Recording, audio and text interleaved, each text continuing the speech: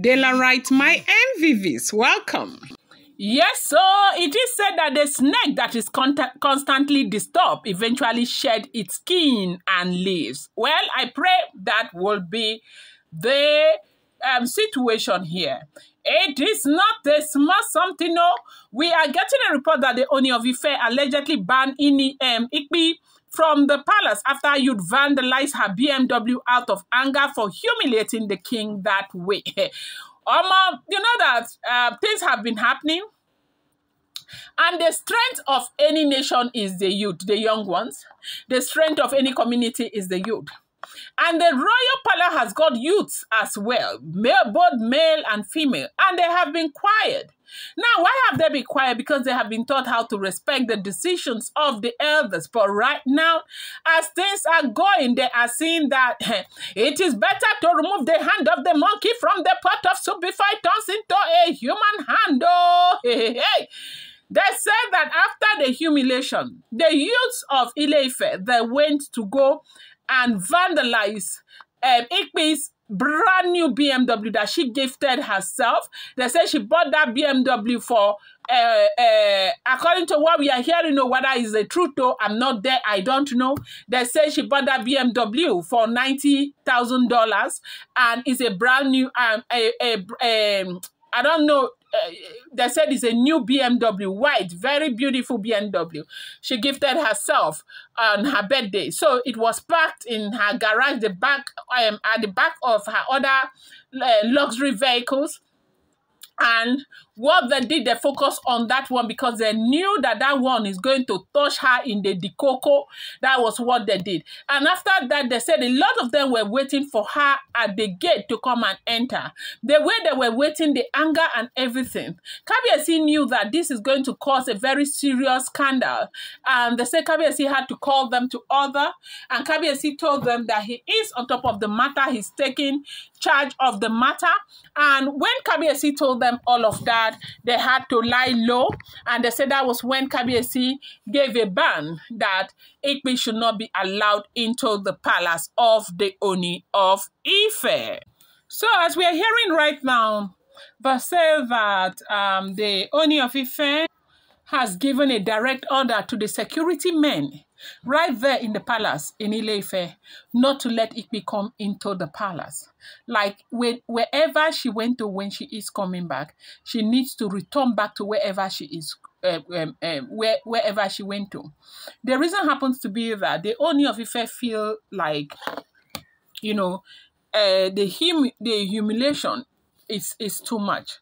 As in, who gives you this kind of audacity? Like whatever is that thing that is giving Igbi this level of audacity is what nobody can understand, because you must really have audacity to do the kind of things that Igbi does.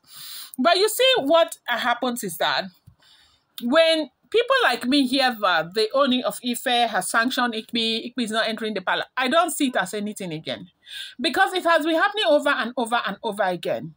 Ooni of Ife has a very good heart. The kind of heart that Ooni of Ife has should not be the kind of heart that a king has, okay? Ooni of Ife has a good heart. So many things will happen in that palace, and they will just come back and kneel down and cry, Ejo, Kabiyesi, Ejo, Kabiyesi, Ejo, Kabiyesi. Kabiyesi will forgive. Look at the things that they have done. The one thing that, you know, these people have refused to forgive is the fact that Naomi went on Instagram. How come they don't compare what Naomi did to what these people have been doing in that palace? How come? Naomi went on Instagram. A lot of people even thought that Naomi deserved to languish in prison just because Naomi went on Instagram. Naomi expressed herself on Instagram. I am not saying what Naomi did was right. I am saying that at that time she was angry. That is why they say you don't make fundamental decisions when you're angry, because you end up regretting it for the rest of your life. I do know that Naomi regrets ever going on Instagram to do what she did, but she was angry. Now, what is the point I'm trying to make? My point is clear. How come all these people who keep holding on to one mistake that Olori Naomi made are not holding on to all of these many mistakes that these Oloris are making? How come? is that person that has the audacity to lock a place in the palace that Ooni of Ife has not asked you to lock? Are you a king? What are you? A wife to the king? Who has that kind of audacity? No other person. There's nobody in that palace that can try it except this very Igbi. And then she will go back now and beg Ooni of Ife. All this one they are saying, he said, sanction Ooni of Igbi, they should start packing and all of that. Everybody is happy. People are happy. It will not happen. She knows how to go and beg Kabiyesi. Kabiyesi will agree. When Ebony was betrothed to the Ooni of Ife.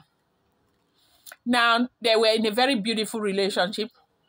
And Ebony got angry. What did Ebony do? Ebony left and started a new relationship and had a baby for that person. He came back to Ooni of Ife. Did Ooni don't accept her? Ooni accepted her.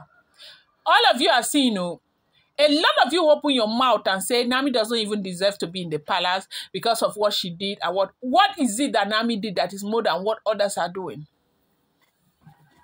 The same Ebony herself. Doesn't she have a child for another person? Nobody sees all of those ones, but when it's Olori Naomi's turn, people will carry Joko and sit and analyze she doesn't deserve to be in the palace. If all these things that we are hearing is the truth, if everything we keep hearing is the truth, because these information are based on rumors and speculation found online, you all know that it's not been verified, and that is why I keep telling you that do not see it as fact until it's verified. Now, if all of these things that we keep hearing is the truth, it is not fair. It is not fair. But as we are hearing, they said Kabiyesi has sanctioned Igbi and that she shouldn't come back into the palace. One thing. Igbi is to remain outside. They are locking Igbi's apartment and all of that. Unless Igbi does not know how to get Kabiyesi, this one, it will be nothing at the end of the day. This is the wahala. This is what we are hearing if the information we are getting is the truth.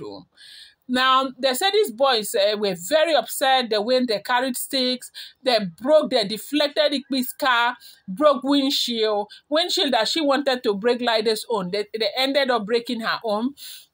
And that they were very upset that if not for Kabiyesi, that these boys would have been right there inside the palace waiting for Igbi to return back from wherever she went to. Then when she comes back, they said the bed fly, go up on for ground, you go come drink water. She go still come back for that palace. And if not for Ooni, that these boys would have been there waiting for Igbi. I'm going to bring you more update. Do not forget that the following content is based on rumor and speculation found online. It has not been verified and should not be seen as fact.